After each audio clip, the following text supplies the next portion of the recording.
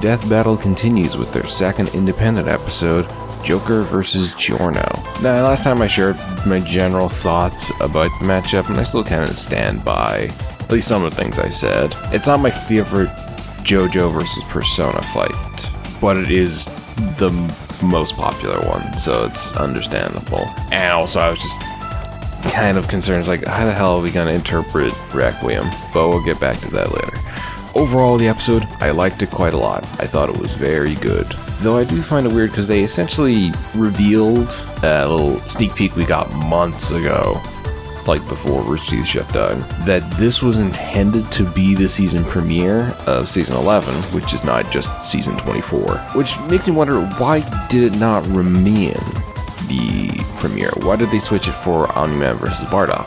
Because I think both kind of are as exciting as each other. I guess Invincible is like kind of, I guess, higher in the zeitgeist than Persona and JoJo are at the moment. There hasn't been any new, I mean, the last mainline Persona was 5, and that was like 2016. And like it has had a bunch of spin-offs, but people don't pay attention to those. And Part 6 of JoJo ended like a year or two ago, and there hasn't been any news of Part 7. So they're about as popular as they've been.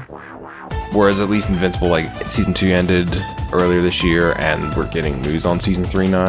And I guess Dragon Ball is just universally gonna do well on Death Battle. Still, it just felt like a weird choice. But whatever. Let's start where they started, with Joker. I did enjoy the stuff they covered with him. There's some things that felt a little annoying, mostly whenever they brought up all of the party members. I definitely am not a big fan of the pancakes joke, especially because I didn't even catch that when I played it the first time. Everyone's always annoyed at Morgana during it, and I get the joke of like he makes you go to bed. I'd say that he's more tolerable than fucking Teddy was. Teddy was like actively annoying.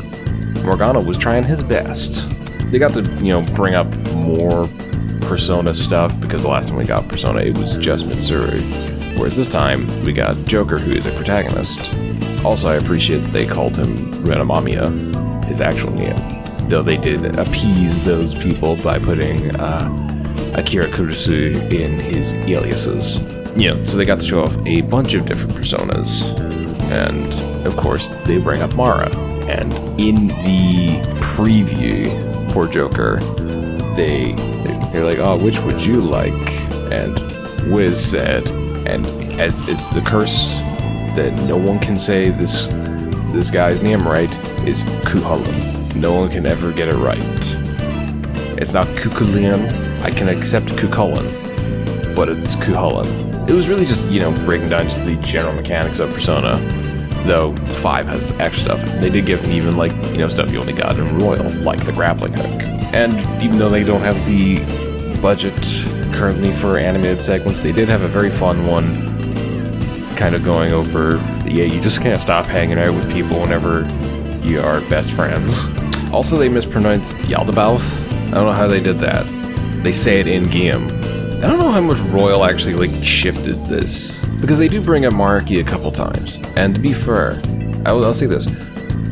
I really like the new stuff in Royal. I think Royal is just, especially quality of life stuff, it's flat out just better than Vanilla Persona 5. I have played Vanilla 5 and Royal. The ending you get after doing the new stuff in Royal is infinitely worse than the vanilla ending. If I was to get someone to play this, I would think I would get the PC version and then mod it so that you get the vanilla ending instead, and also just the original song better.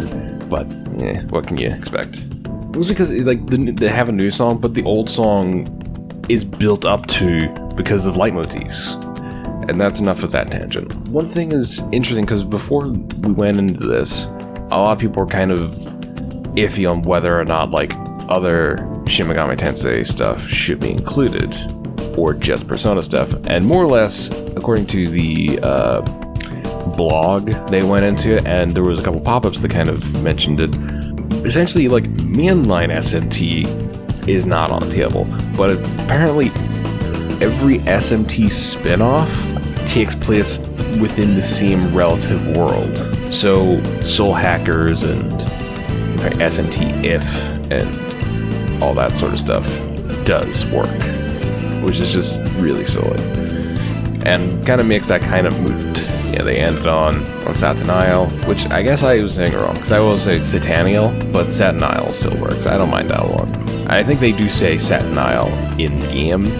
It's just been a minute since I have played Persona 5. I played Royal like 2 years ago, I think. But also, yeah, you should play the Persona series. They're quite good, even though I've only beaten 2 of them. I beat 4 Golden, and I beat 5, and also 5 Royal, but I never beat 3. I guess I should probably go back and play Reload. And I definitely should go back and play 1 and 2 and also 2. Giorno. So one thing that they do in Giorno's Riptide that doesn't really work for me, but they do show the visuals, so you know, I can get it.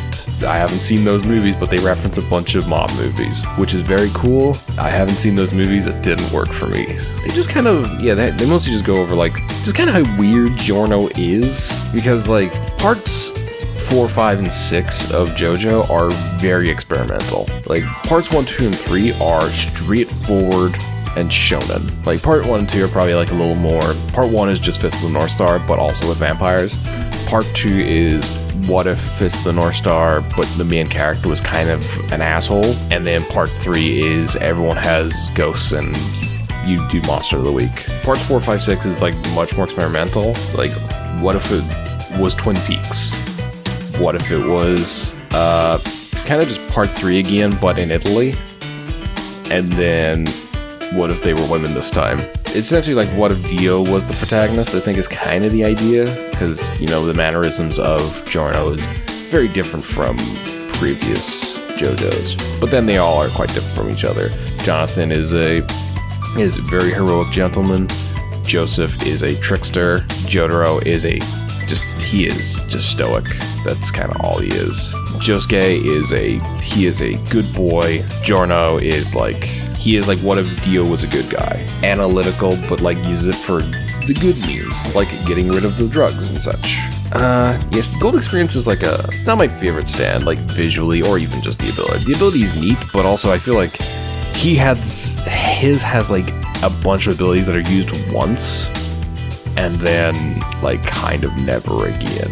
Attacks on things given life by Gold Experience are reflected on the person that did the attack. I feel like that happens twice. First time with Luca, and then I think it happens during the fight with Bruno, and that's it. Mostly you just kind of used it for like healing and such. But also this is the place where we got the tease, because I forgot about that moment where he made a gun of banana. A gorilla's worst nightmare. There is definitely fun stuff with Gold Experience, it's just not my favorite stand. Also, even visually. I remember I was thinking about this of just like some main character stands for at least the 4 that have been animated. Jotaro's is just the default. That's just kind of like, here's what stands should look like, I guess. Crazy Diamond is just kind of like Star Platinum again, but I think just slightly more interesting. It just looks nicer, I think. Gold Experience is like more on the robot side that it kind of leans to. I'm not a big fan of Gold Experience's design or Requiem's, but we'll get back to like what Requiem can do in there. Stone Free, on the other hand, is sick as hell. Love Stone Free. And actually, you know what, the other 2, at least for part 7 and 8. Read too much of part 9, so I can't really. I know it's November Rain. I read like 2 chapters. I can't fully remember what it looked like. Tusk, Act 4 Tusk is so sick. I love that design.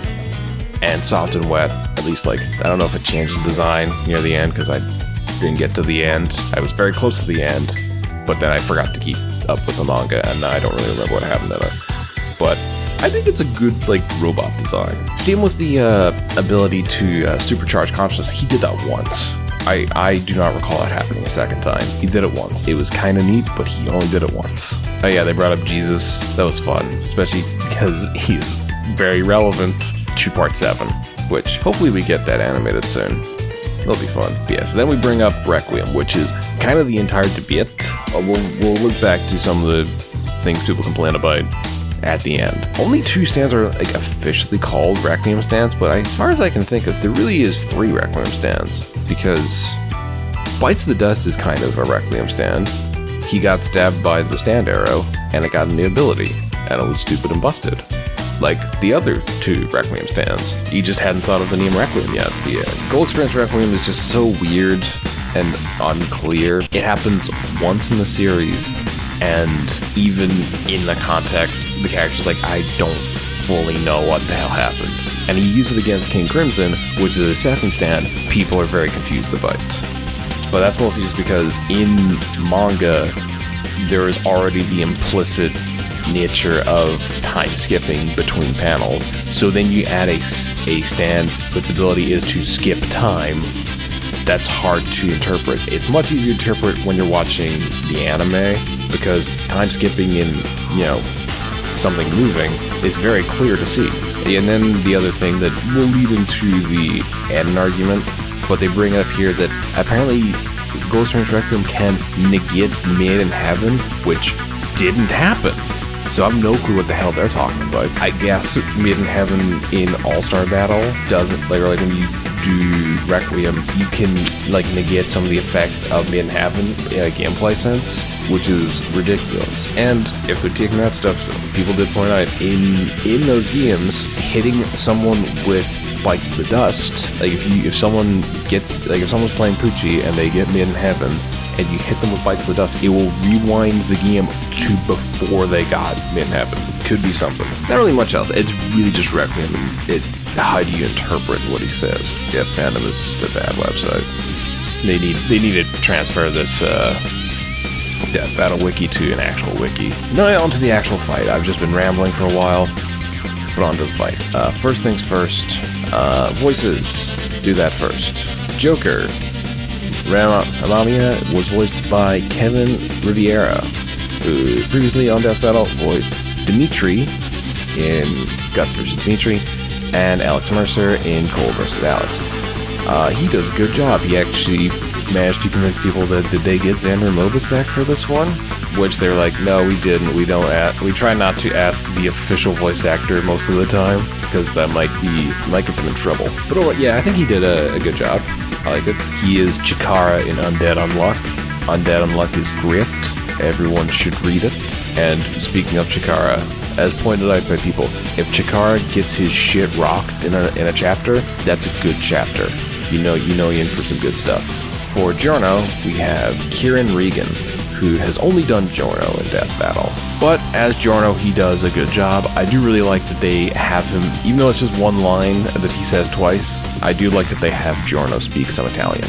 And right before the fight, the song, Requiem for a Thief.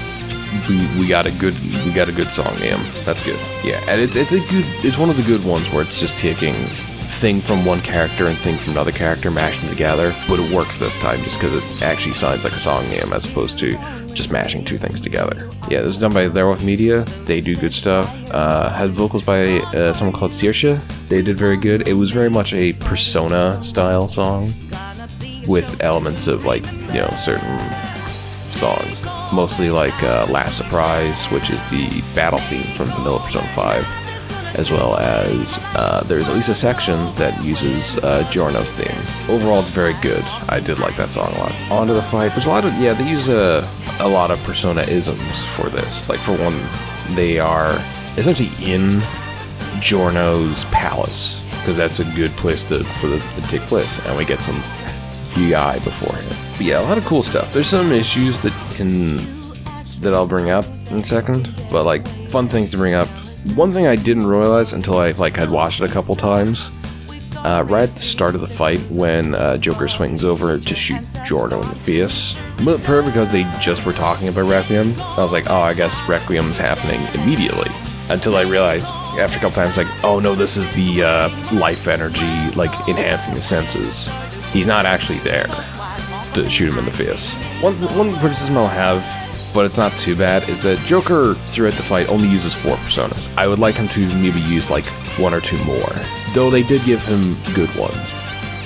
They gave him Alice. That's not one that I'm familiar with, but I know a lot of people, whenever I see people talk about personas, Alice is one that gets brought up a lot. And then also they brought in Jack Frost, because he's the mascot. You gotta bring in Jack Frost. One issue that I can definitely see is that but kind of impossible to get around, given how they describe Giorno, is that he is kind of untouchable. So a lot of things that happen are just Joker throws the thing at Giorno, and Giorno, like, gets nothing at it, and then he runs up and punches him with his stand. There's that fun bit, like, near the start where, like, Giorno runs up, he, like, grabs Joker, and Gold Experience, like, kicks him. That's fun stand combat. I like that. Though the Alice attack kind of works. You do have fun, like, zoom-ins on Giorno, which is nice. Those are some good hand-drawn bits. Yeah, the bit with Requiem, really cool.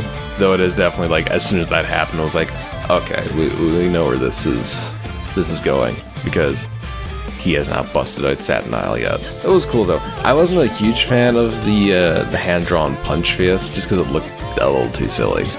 I did like that, you know, he had the health bar pop up. I always enjoyed that. Yeah, and then they more or less recreated the interrogation scene from Persona 5, which was really cool. He busts out Satin Isle, looks sick, Lavenza says a thing, and then he shoots him with a humongous bullet. Dope as hell. I did like it a lot. He runs away, and then the Victory UI pops up. He's very fun. So, verdict, I think everyone expected Joker to win, and then he did. The real question was just how do you interpret Requiem, and how would he get around it? One fun thing that was in the G1 blog that I enjoyed is that they had an entire section was like, here are 6 arguments for how Joker could get around Requiem, and even if you only buy one of these, he gets around Requiem and wins. You only need one of these to actually be accepted, and there was 6 of them. Though they did give Requiem some stuff, mostly the, like, it completely negated 2 of the stats, because Requiem can move in a race time, so speed is not a factor, and given return to 0, resistance doesn't matter. And apparently Marky could do something like that. I don't recall, but that boss fight was a while ago. The big thing that they bring up that was somewhat contentious with people, but I understand why it was brought up, because there's nothing else, was that as supporting evidence for some stuff, they bring up the game Eyes of Heaven, which is definitely non-canon. It's a big weird crossover for full fan service. But the world over Heaven does have reality warping abilities, which can be equivalent to some of the things Joker can pull off, and in it, very explicitly, Requiem doesn't work. So, flat out, very strong win for Joker. I did enjoy it, though. This episode does have one of the funniest comparison charts they've ever put out, because it is just Joker is good at everything, Giorno has Gold Experience Requiem. But one of the advantages of Joker's is can bypass Gold Experience Requiem, so it's completely worthless. Also, forgot to mention during the fight though, he won this with the power of friendship, which is always fun. I do enjoy the power of friendship. People who don't enjoy the power of friendship are lamos that don't enjoy hope. But next time is one that we have known about for a while. I finally found it. Now who's gonna stop me? Papa's got a brand new stash. Bowser versus Eggman. Now this is one I already shared thoughts on in my Kickstarter video, but overall it's one that I'm not incredibly hyped for, just because I don't feel very strongly about Bowser or Eggman. But it is one that I understand a lot of people do want and are excited for, and there's definitely stuff we can look forward to. Notably, it's a army fight, which means there's going to be a ton of things to look at and analyze. And we saw a little bit of the animation, and it looks very, very good. We'll see. If I had to pick one to support, I guess I would probably lean Eggman. I think I played way more Sonic games when I was a kid than Mario games, or at least I definitely enjoyed more Sonic games. But yeah, we'll look forward to what's coming next. It should be good.